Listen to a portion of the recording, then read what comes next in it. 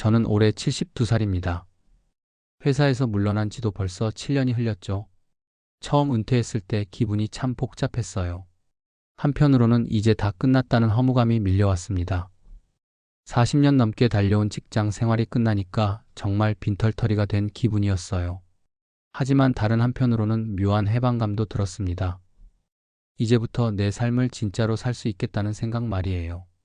누구 눈치 보지 않고 내가 하고 싶은 일을 할 수 있다는 희망도 있었죠. 그런데 막상 시간이 흐르니 답답함이 더 컸어요. 아침에 일어나도 할 일이 없었습니다. 텔레비전만 보다가 하루가 끝나는 날들이 반복됐죠. 가끔 거울을 보면 늙어가는 제 모습이 서글펐어요. 여러분은 은퇴 후의 삶을 어떻게 정의하고 계십니까? 끝이라고 생각하시나요? 아니면 새로운 시작이라고 보시나요?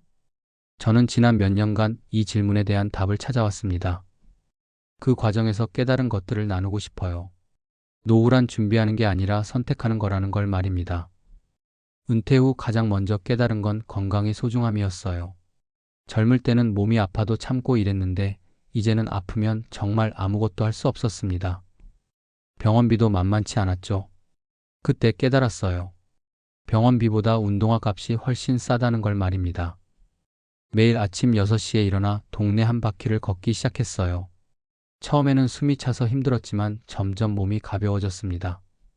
근력 운동도 조금씩 시작했죠. 헬스장 갈 돈이 없어서 집에서 팔굽혀펴기와 스쿼트를 했어요. 규칙적인 건강검진도 빼먹지 않았습니다. 조기 발견이 중요하다고 의사가 강조했거든요. 생활 습관도 바꿨어요. 금연했고 술도 줄였습니다. 밤늦게 술 마시며 친구들과 어울리던 습관을 끊었죠. 정신 건강도 중요했어요. 혼자 집에만 있으니 우울감과 외로움이 밀려왔습니다. 그럴 때마다 동네 노인대학에 나갔어요.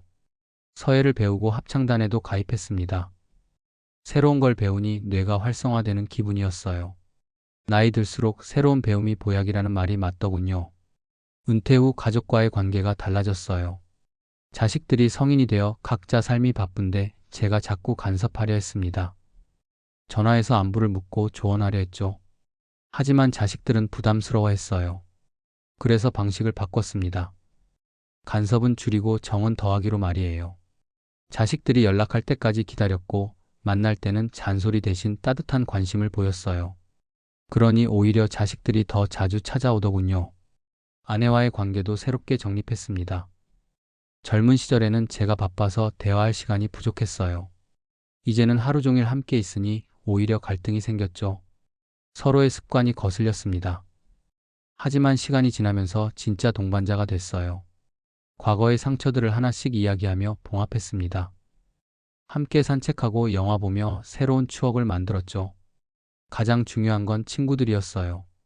노후에는 마음 터놓고 지낼 친구가 정말 소중합니다. 직장 동료들과는 은퇴 후 연락이 끊어졌지만 동네에서 새로운 친구들을 만났어요.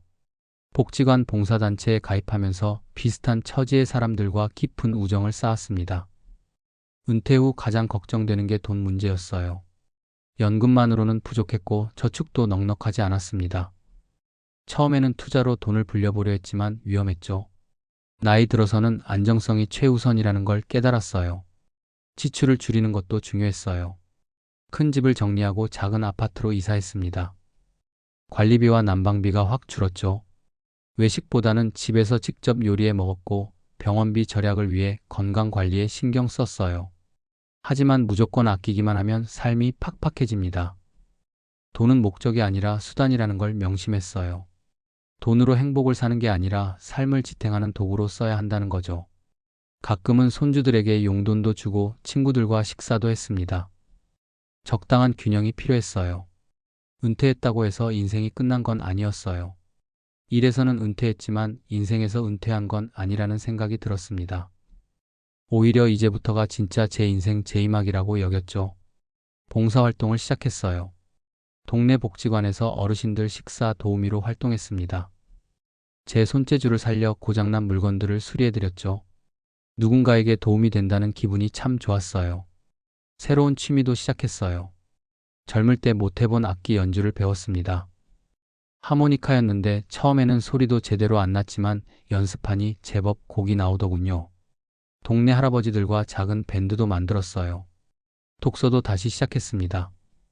젊을 때는 바빠서 책 볼 시간이 없었는데 이제는 한 달에 책 2권씩 읽고 있어요. 소설부터 역사책까지 다양하게 읽었습니다. 작은 목표들을 세웠어요. 내일 아침 산책하기, 이번 주에 손주 만나기, 다음 달에 여행 가기 같은 소소한 계획들이었습니다. 이런 성취들이 쌓이니 삶의 활력이 생겼어요. 지난 몇 년을 돌아보니 확실해졌습니다.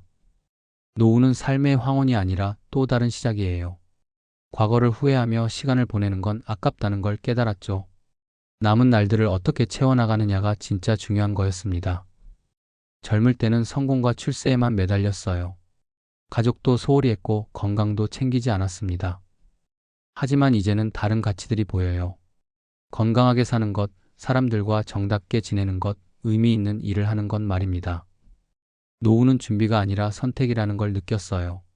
어떤 마음가짐으로 살아갈지, 무엇에 시간을 쓸지, 누구와 함께 할지 모두 제가 선택하는 거였습니다. 잘 늙는 게 아니라 멋지게 살아가는 게 목표가 됐죠.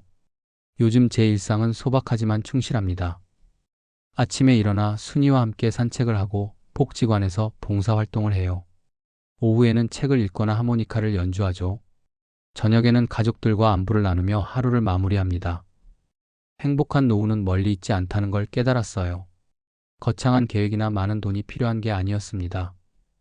오늘 하루를 의미 있게 사는 것, 그것이 곧 답이었어요. 매일 아침 눈을 뜨는 것만으로도 감사한 일이니까요. 남은 인생이 얼마나 될지 모르지만 하루하루 소중히 살아가려 합니다.